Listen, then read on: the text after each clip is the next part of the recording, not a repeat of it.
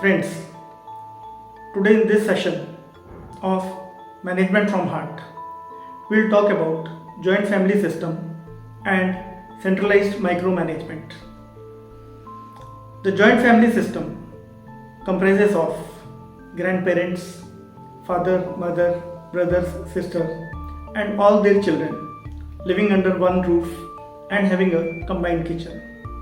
As per me, this was a wonderful system because there were pooled resources, safety, security, coziness, belongingness, togetherness, and all family members were in support of each other. But today, this system is practically vanishing.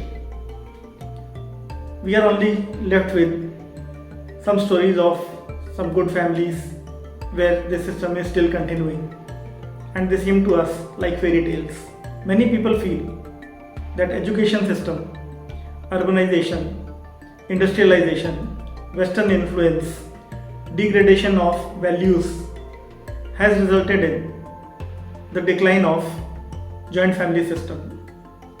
But I don't feel so. I feel that there are some intrinsic weaknesses in this system which led to its collapse. I have listed 7 issues that contributed in the downfall of this system. The first in the list is poor delegation or practically no delegation. The eldest member of the joint family, called Karta, was taking the responsibility of the entire family, and all the authorities rested with him. During his lifetime, normally delegation or succession planning was not done. In those families in which this step was not taken care, after passing away of the Karta, there were many disputes related to property and division of finances, which resulted in division of those joint families. Even during his lifetime, the authority for even small things was not transferred to the next members.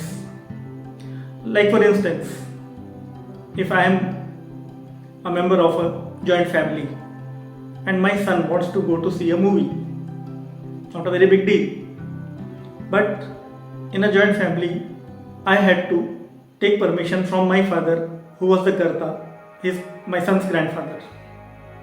And when I used to go for seeking the permission, I had to answer a number of questions, and then that permission may or may not be granted. So a small issue like going to see a movie became a big matter. The second in this line is talent suppression, and the third is comparison of unequals. For talent suppression, say my daughter, she is 12-year-old, she is mediocre in studies but very good at dancing. So she wants to go to a dance academy. But in the family, say my uncle's daughter, now she is 18 years and she has all through been a very good scholar, but she never went for a dance school.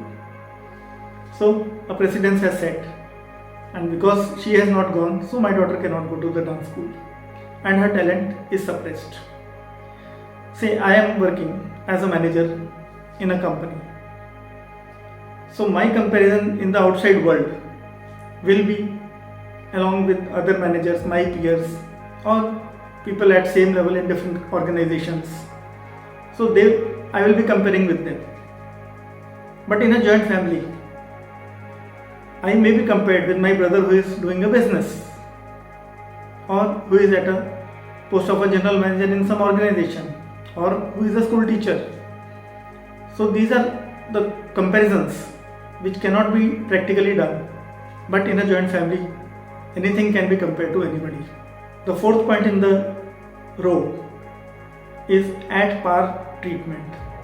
That means the Karta tried to treat everybody at par.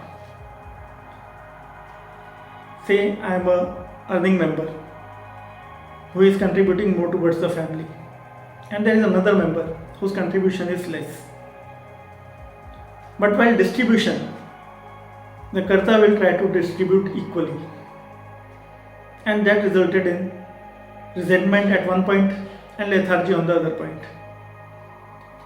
Say I am a well-to-do person, my earning is good, I can send my children to good boarding schools for education, but my brother or my uncle, his contribution is less and he cannot afford to send his children to boarding schools.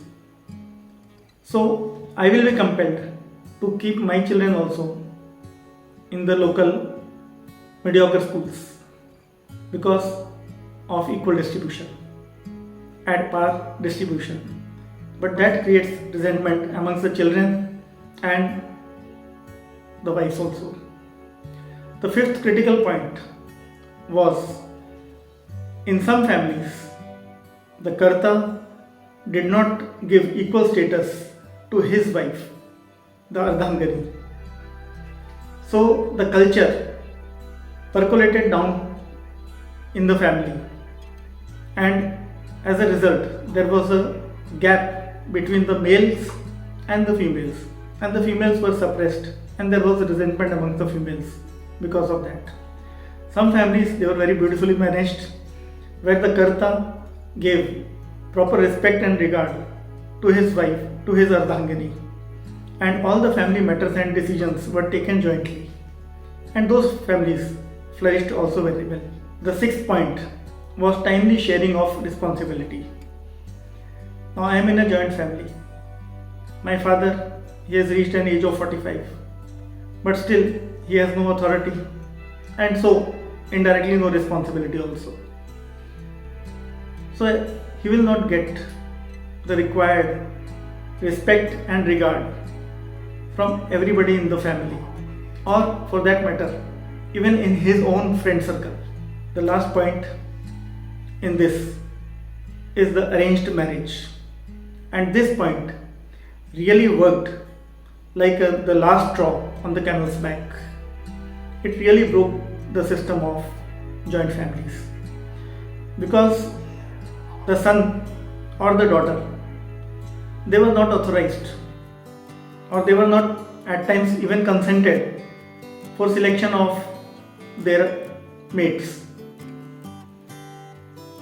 The person with whom we have to spend our whole life, and we are not even consented, or we cannot choose our partners. So that was a major cause of resentment amongst the younger generations. So all put together, the blame on the education system, the blame on industrialization, urbanization, Western culture, Western influence, I don't think they are justified.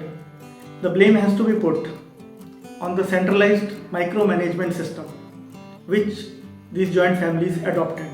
When the families grow larger, we have to think about decentralization, about sharing of power, sharing of authority. When the authority is shared, then only the responsibility gets shared. So that's all in today's session of Management from Heart. So all you people, you are the owners, you are the entrepreneurs, you are the heads of organizations. So you have to decide which type of system you have to adopt in your organizations. Whether you want to adopt a joint family system, or you want to adopt a well-glued nuclear family system. That's all for the day. See you again. Thanks.